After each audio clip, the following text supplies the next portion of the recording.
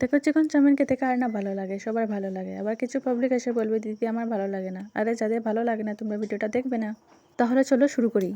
চিকেনের মধ্যে সব কিছু মশলা দিয়ে অল্প পরিমাণ চালের গুঁড়ো এবং সয়া সস এবং আদা রসুন বাটা দিয়ে ভালো করে মিশিয়ে নিতে হবে। মেশানো হয়ে গেলে 10 মিনিটের জন্য রেখে দিতে হবে। আর ততক্ষণে এদিকে চাউমিনগুলো সিদ্ধ করে নিলাম। দেখো 10 মিনিট পর চিকেনগুলো গরম তেলের মধ্যে ভালো করে ফ্রাই করে নিতে হবে। বন্ধুরা তারপর কাঁচা লঙ্কা আদা এবং রসুন দিয়ে একটু নেড়ে ছেড়ে পেঁয়াজ কুচি দিয়ে দিলাম।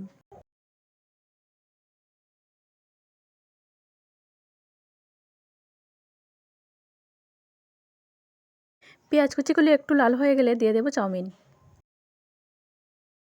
তারপর পরিমাণ মতো লবণ, পরিমাণ মতো হলুদ গুঁড়ো এবং অল্প পরিমাণ সয়া সস এবং 1 চামচ মতো ভিনিগার দিয়ে ভালো করে মিশিয়ে নিতে হবে।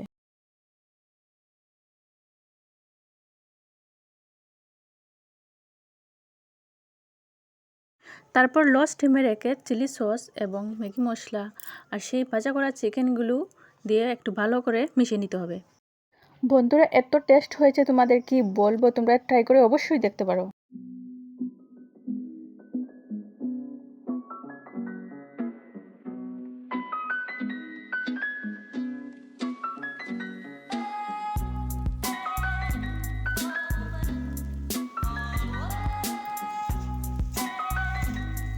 এটা হলো ফাইনাল লুক, খেতে দারুণ হয়েছে, একদম সেই লেভেলের।